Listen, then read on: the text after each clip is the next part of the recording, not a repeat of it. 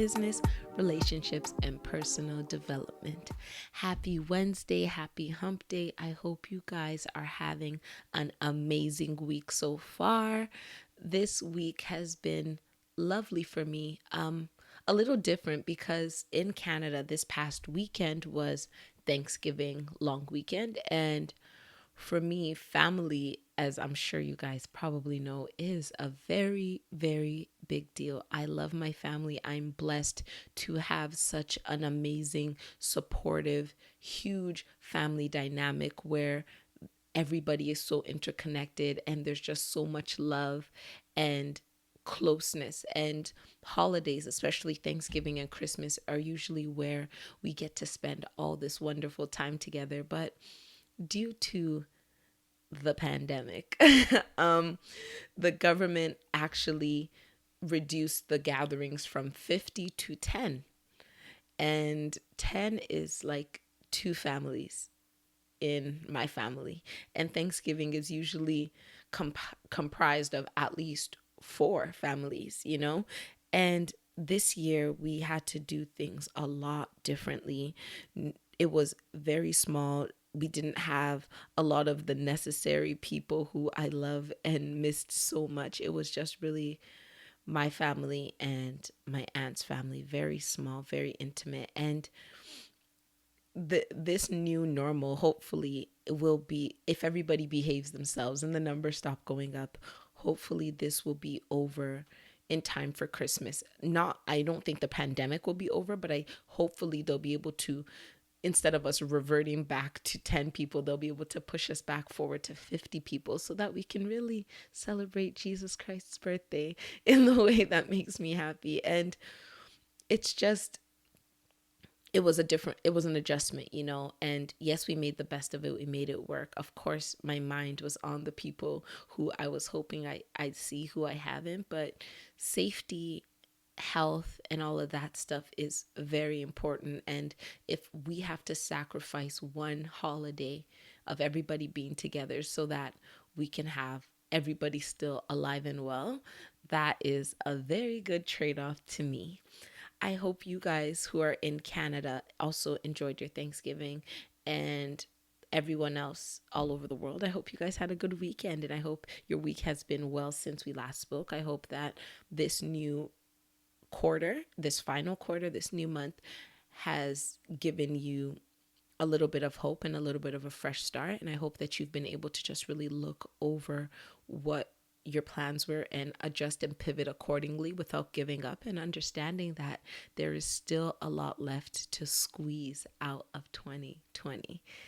And I also hope you had some time to meditate on and apply the words to live by for last week, which were my push is connected to other destinies.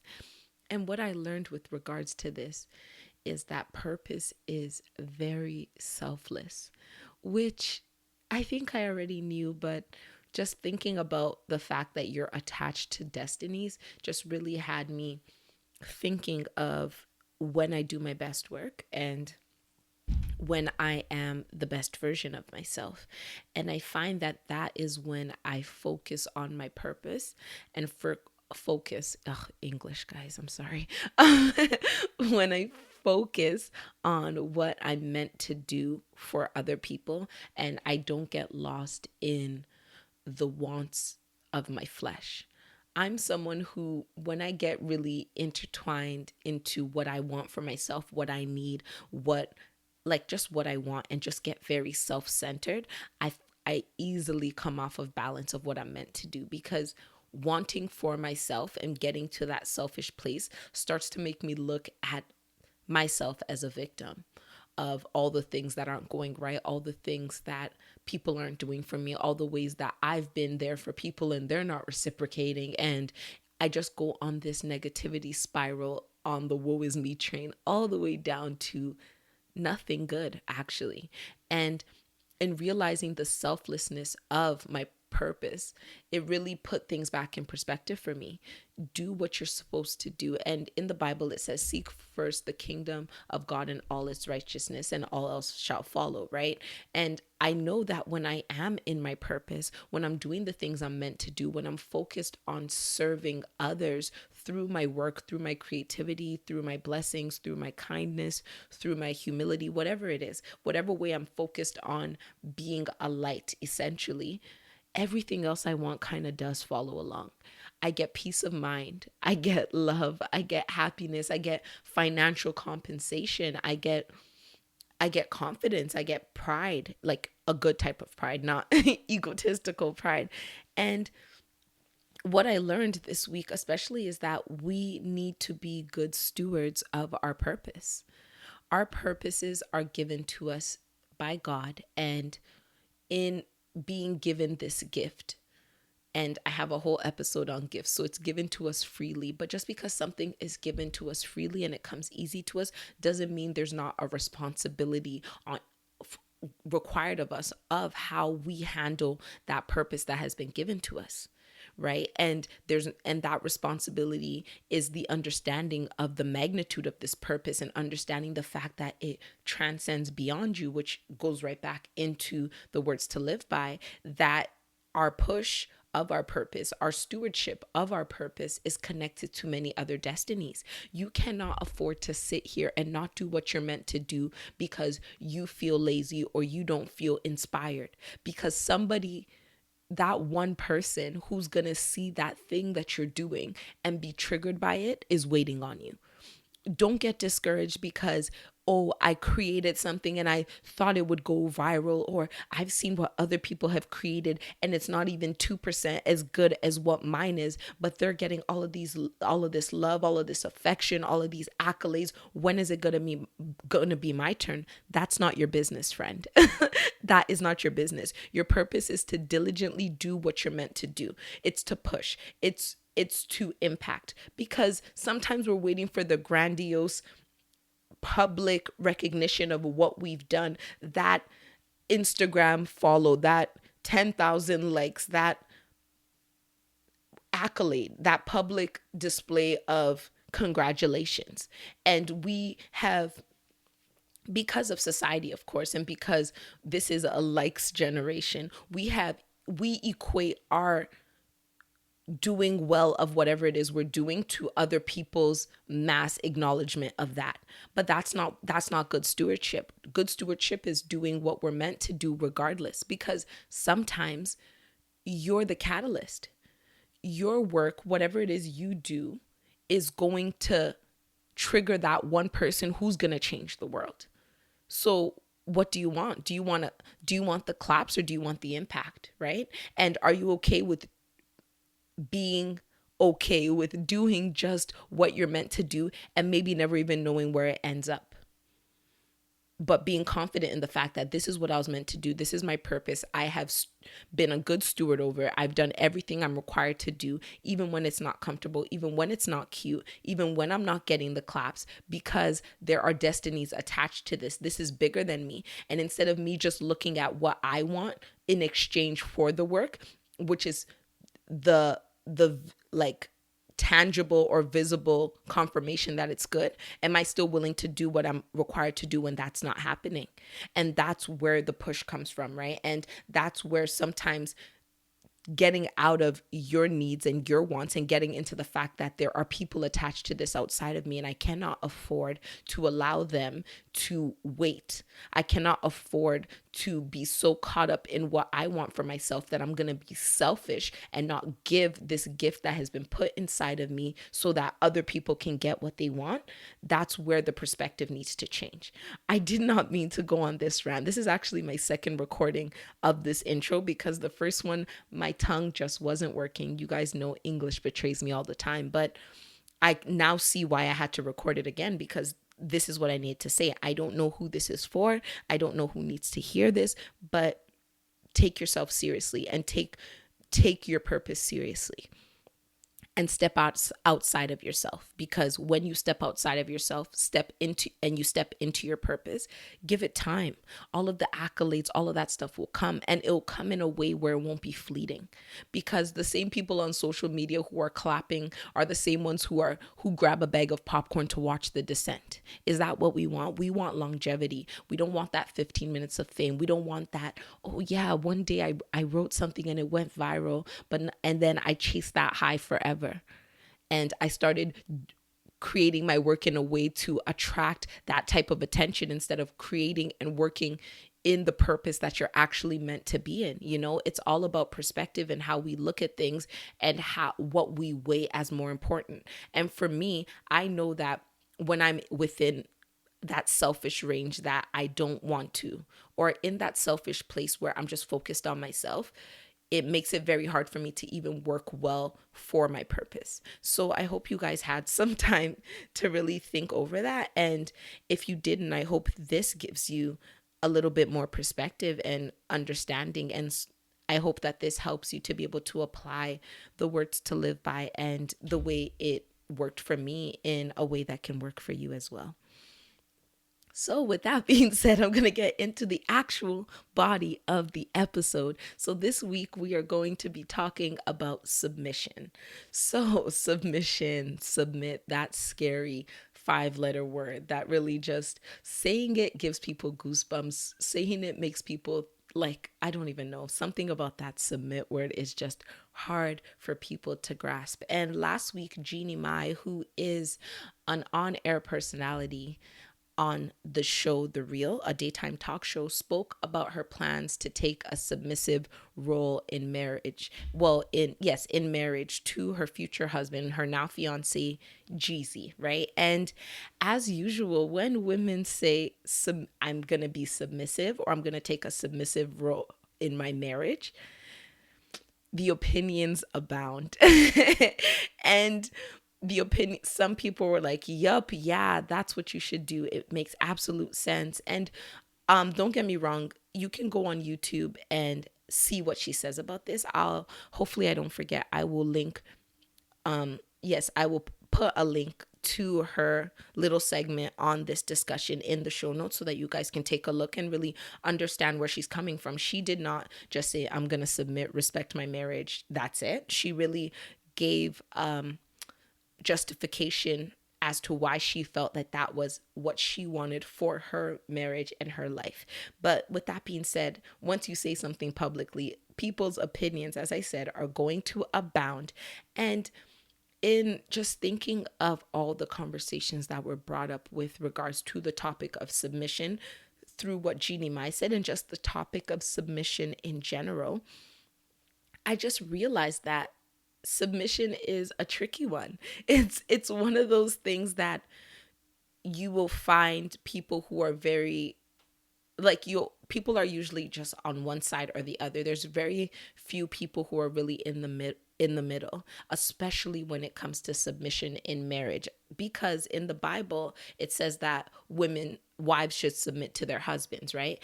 And what I found is that many people perceive this as oppression and weakness. And the fact that it says that in the Bible and the fact that many men have used it as a way to really justify forced oppression and to really just, what's the word I'm looking for? To really just, oppress their spouses. That's why it's really been looked at incorrectly, in my opinion. And of course, forced submission can be extremely oppressive. I need to put that out here because I don't know who's going to stumble upon this episode and be like, she's here telling women to submit or something. No, forced submission, where you force someone to submit, where you push them down, is extremely, extremely oppressive. Extremely oppressive. I'm not going to sit here and argue it. I'm not going to sit here and flip it around. It is extremely oppressive, but that is not what I'm going to be talking about today. So let me just put that out there in the beginning so that I don't have to keep coming back to that, That's not what I'm talking about. Forced submission, any type of force in that type of way is extremely oppressive. That's not what I'm talking about. And what I really want to do for the remainder of this episode is I'm going to give you guys some new ways to look at submission, or what I'd consider the correct ways to look at submission, and then also give you a 3-point formula to develop healthy submission in your life. And this is not just in relationships, but in every single part of your life. Because I need to start off by saying that we submit every day, friends. We submit to our bosses, we submit to the law, we submit to contracts, and we submit to governments, to name a few things, right?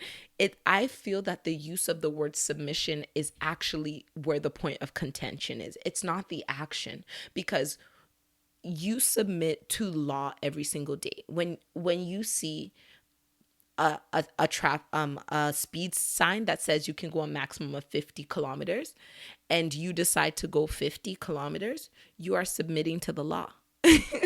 you are you didn't make the speed sign. You did not decide that this is what it should be. Somebody else decided that this is what it should be, and for whatever reason you respect the decision they've made, and you go along with it. And there are some people who don't submit to the to the speed law, and what happens? They get tickets. You submit to your bosses. You submit to your job because you go to that job and you understand that there are rules, regulations, and expectations of you.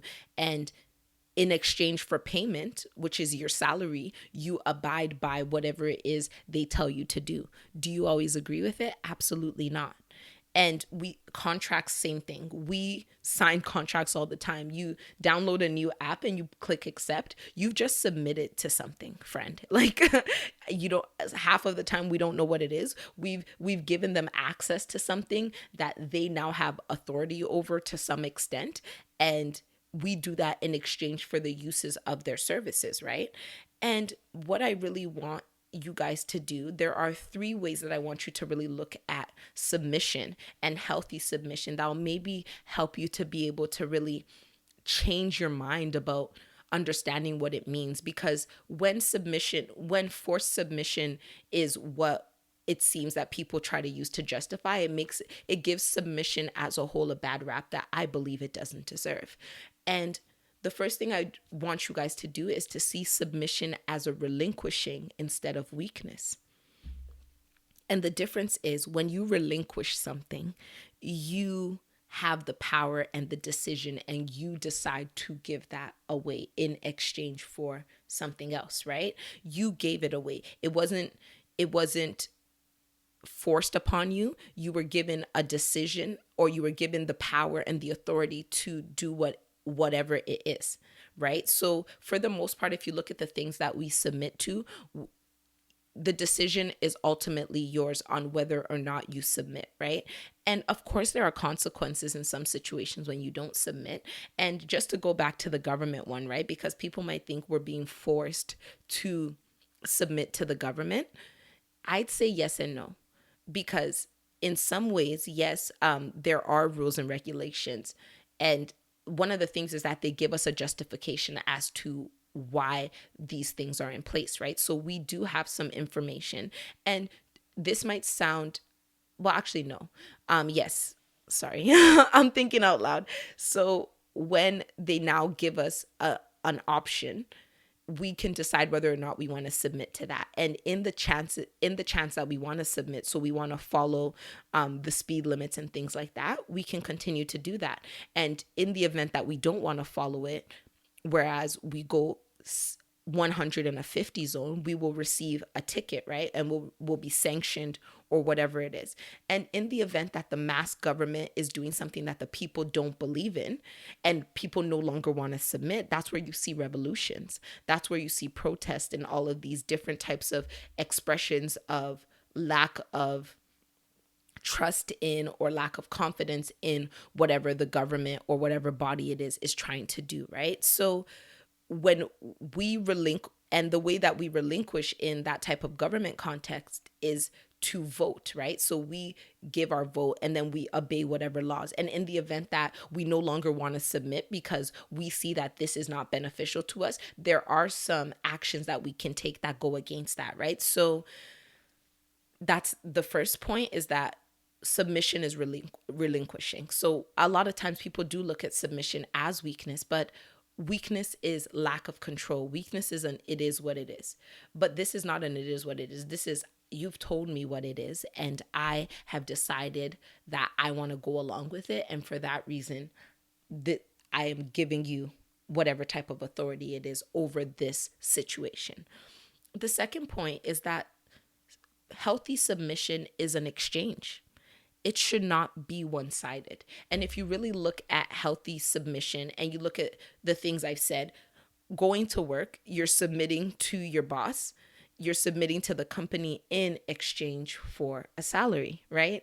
In with the law, you're paying taxes to the government in exchange for security, electricity, maintenance of the roads, and certain other benefits of society that are funded by your payment of taxes, let's just say, right? And I think that's a very important part, especially with marriage. When we look at the word wives submit to your husbands, it's an exchange. You're not just giving up everything you own. You're not just laying it down there for somebody to just take control of your life and not give you anything in return, and you become a yes woman or a yes man to the machine or to the person who now holds control over you, right?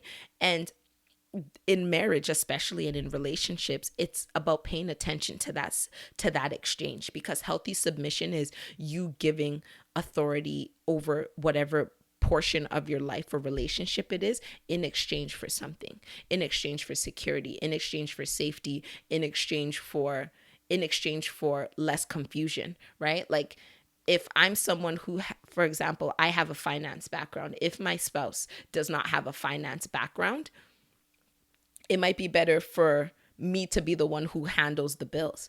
That doesn't mean that they can't come over and say, what are, like, oh, what happened with the bills, show me. And I'll be like, no, this is my responsibility, I'm not supposed to do this, or vice versa, right?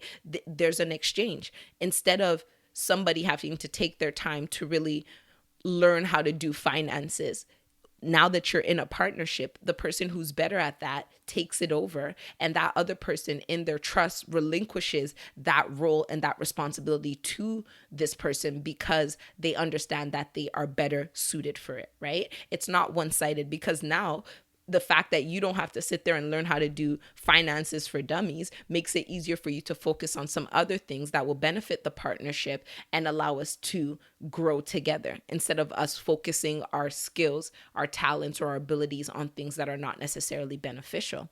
And the third point is that submission does not mean shut up. And I think this is one of the most important ones. Your opinions are still extremely valid, and they need to be considered.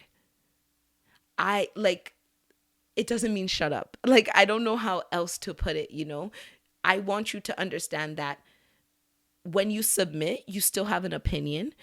You can still ask questions in healthy submission, of course. I'm going to try, I keep saying healthy submission, but let me just say, from now on, when I use the word submission in any context here, unless I state otherwise, it is healthy submission, right? So healthy submission does not mean shut up. You still have your opinions. They're still valid, and they still need to be considered. And what this really boils down to is respect, right? Just because somebody is the czar or the or the head of a situation doesn't mean that goes without reproach. That doesn't mean that if the head is doing something that you do not agree with, you do not have the right to question. You do not have the right to say, well, I know you said this is how you're going to do it, but I see it in a different way. Could you explain to me? And if we really look at the things we're submitting to, like the examples I gave of like your bosses, laws, contracts, those situations can all just be called the figureheads, right? So they're the heads of the head of state, head of the organization, head of the company, head of the household, if we want to say husbands, right? And when your boss is doing something crazy or ridiculous, you have a right to contact HR. You know what I mean? Like, we don't just sit there and say, oh, because I'm paying you, or because you're getting something in exchange, or because you've said that I'm going to lead in this respect, that there is no check and balance. And in healthy submission, there is an extremely important check and balance. And I think that's where the power comes back to it, right? It's where people feel like submission can be oppressive is where they feel like they no longer have a voice because they have relinquished, even if they've done so willingly. When they've done so willingly, they feel that they now no longer have a right to speak against things that no longer seem appropriate because of the fact that they have relinquished that power to somebody else.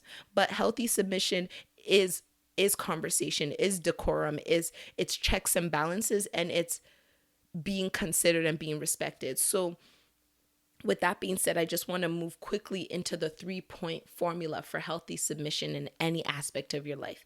If you take these 3 points and you use it, you'll always be able to find the pain point in whatever submission situation is difficult for you. You'll be able to find where the change has happened. And because submission is a choice and it is relinquishing, you'll be able to decide, is this something that I still want to submit to? Is this something that's still beneficial to me? Does this make sense? And if I want to continue this pain point, how will I fix it? How will we go about fixing it? How will I ensure that I'm feeling comfortable in this situation and that it's serving me in the way it initially had when I decided to submit in the first place? So the first point is confidence in self and position. I think above everything, you guys really know, I really come back to the mind and how what we think and how we process things really just transcends into every other part of our lives. And submission is no different. In order to effectively, healthily submit, is healthily even a word? I can't say, but healthily submit, you need to first have confidence. And the confidence is in self and is in position. Confidence in self because, one, you know what you're doing, you know what you're worth, you are going into this for the right reason, and you are standing firm on the foundation of who and what you are, right? The foundation is the most important because the moment the foundation shifts, everything on top of it shifts as well, like going from a place of being secure to a place of feeling insecure in yourself makes you just look at the world differently, look at everybody's actions differently, look at everybody's intentions differently, which is why it is so important to first have confidence. You can't even submit healthily to anybody if you don't even know who you are, because the moment you decide to make that decision, there'll be this level of insecurity that's not even coming from the person or whether or not they're deserving of the position you've given them in your life. It's coming from you not even being able to trust your discernment to ensure that they're worthy of of you to take that submissive role towards them. And this is everything, right? It's paranoia and it's everything. And the confidence in position works in the same way, right? Am I really confident that this is where I want to be? Do I believe in this situation? Do I believe in this person? Do I believe in this entity? Do I believe that I am secure enough as a person here? And not secure from their angle, it's secure from my own angle. Is this even really what I want for myself? And these are questions that we really need to ask ourselves and dig deep and look into. And confidence and internal will always be the first in any step I give, because I don't think anything externally can happen until we do the work inside of us, because you'll be getting wonderful and amazing on the outside, but because you haven't done the work on the inside, you won't even be able to accept it or receive it in the way that you should. The second point is trusting in the person or the entity. This is of the utmost importance in submission, because if you do not trust in the person or the entity, it will be impossible for you to submit in a healthy way. Because how are you going to trust? How are you going to give your power to somebody? How are you going to loosen the reins and let somebody else take control when you don't even trust that they know how to drive? Like, it's as simple as that. I'm not going to give you anything if I don't even trust you to steward over it well, if I don't trust you to handle it well. I don't trust you to be able to understand the magnitude and the importance and the power of what I've given you and to handle it with care. And this is where you see revolutions, right? When people have confidence in the abilities that they have for themselves, but they don't trust in the entities that have power over them. That's where you see revolutions. That's where you see revolts. That's where you see coup d'etats. That's where you see change. That's where you see divorces, unfortunately, when there's a lack of trust. Because if you're going to give something to somebody and allow them to have power or control, you have to have this peace of mind that they can handle that situation that you've given them. And the moment that you feel that they cannot handle it, it's where submission and trust will become so much more difficult. And the third pain point, or sorry, the third point is consistency. And this is where you really do the checks and the balances, because confidence in self and confidence in position change all the time. And as I told you earlier, that confidence in self and confidence in position are the foundations on which everything else stands. So let's just go back to the career or business submission. So you submit to your boss and you're in this position and you have confidence that you are well equipped and well balanced for this role, right? And you know that you have what it takes and the compensation is nice and everything's worth it. But then there comes a point where maybe you go to school, you go back to school or you take another course. And then now your confidence in yourself has increased to the point where you know that you're now capable of a better position, right? And you deserve more pay and you deserve better for this situation. And now your confidence in the position you're in starts to diminish because it's like, I do not deserve to be here. This is not what my work ethic and what I've proven to you deserves. And because of that, I no longer have confidence in the position that I'm in. I do not feel secure here. I'm not comfortable here. And I I want more, so I can't even focus and give my all because I'm just not satisfied. And then because of that shift in the consistency of your confidence, your trust in the company now changes, right? Because I don't trust you guys. If you guys don't see this in me, if you don't see what I deserve, I don't trust you because I need more and I know my worth and you guys aren't seeing it. And based on the fact that you're not seeing it, I no longer want to be here. So what are you going to do? Have a conversation with them and let them know what's happening to maybe try and change the trust and get your trust in them aligned with the new confidence you have in yourself and the confidence you have in the positions that you should hold. And in the event that they do not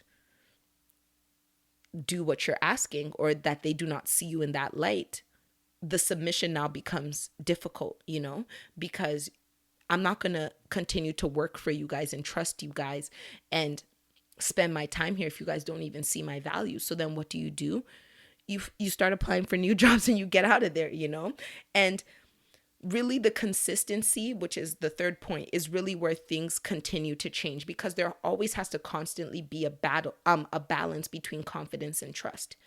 That balance needs to be checked on every so often because as people, we're constantly evolving, and if we are evolving as people, other people are evolving and changing as well. Other entities are evolving and changing. And as we see the changes in these dynamics, that's usually where that insecurity comes up and where that feeling of, I've been giving all of this to this person, but for whatever reason, I don't feel like they're deserving anymore. And it's a matter of understanding where that's coming from and really working towards fixing it in whatever way is suitable for you. So in relationships, which is the really the pain point of the submission discussion, consistency is key, right? Because it's one thing to be able to start a relationship with somebody and feel confident in yourself and feel confident in your position in that relationship.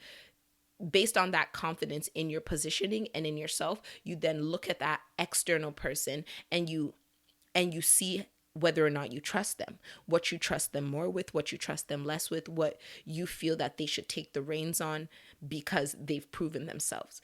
And it's one thing for us in one season to feel like somebody has proven themselves, or for us in one season to feel a level of confidence, but seasons change, right? And that's where you really need to just keep coming back to the consistency talk. Are you consistently trustworthy? Are you consistently confident? Are you consistently secure in your position? And as life changes and as seasons change, that answer will go up and down, right? But we look at the full picture, and that's where communication also really comes in, of understanding what you want to do next, so I really hope that helps you guys, and that puts things in perspective, and it helps you to see that submission in itself is not a bad thing. It is an honor to really find someone who you can safely submit to. It's the sharing of burdens. It's taking weight off of yourself and giving it onto someone who will carry it and not drop it. And because of the fact that you've been able to share your burden with somebody, you can now take a little bit of that extra lightness that you now hold and move into other directions and do other things that will also still be beneficial to the whole. Because as I said, this is an exchange. As you submit to somebody and you relinquish your powers, they are also giving you in exchange things that are beneficial to you as well. And that is where we just constantly need to keep our mind and keep focus of. It's always paying attention to where submission is no longer healthy and trying our best to get ourselves to a place back of healthy submission, or remove ourselves from a situation if healthy submission is no longer a reality that is available and afforded to us in that situation. So I'm going to add the mindset shifts as well as the 3-point formula to the show notes as well, for you guys to just take a look at and really just consider and see if it can help you in your life. Because submission is, as I said, a part of every single aspect of our lives to some extent, unless you're an island and a hermit who lives with nobody but yourself. And if you're here with Wi-Fi listening to me in your ear, you're not one of those people, right? So I guess then it applies to you. And with that, I'm going to quickly get into the words to live by for this week, which are I decide how and what I give. We have a lot of power, friends, and I think it's important to realize that if I give my everything, or if you give your everything to someone, or you give in whatever capacity it is that you do, remember that the decision is ultimately yours. And a lot of times we move in autopilot so often that we don't even realize that the decisions that we make off the cuff, or the decisions that we make without thinking, it might be a defense mechanism, but we actually do have the ability to really stop and decide if that is how we want to give and what we want to give. And it's beautiful to be able to be in those safe spaces where what we do by autopilot without thinking is never really rocked or shaken, and it's always really confirmed and positive. But in the event that it is rocked and shaken, I don't want you guys to take a situation that's negative or not what you expected and relinquish your power and say, I'm never going to be like this again. Now maybe it's just time for you to decide how you give it, whereas before you just gave it in whatever way it came, or decide what you give. We really do have a lot of power, and I don't want situations in life or negative understandings of situations to really just stop us from taking our authority and dictating how and what we give, and in the ways that we can do things that will be satisfactory to us and also positive to those around us. So thank you guys so much for listening. Have an amazing week, and I'll talk to you next Wednesday.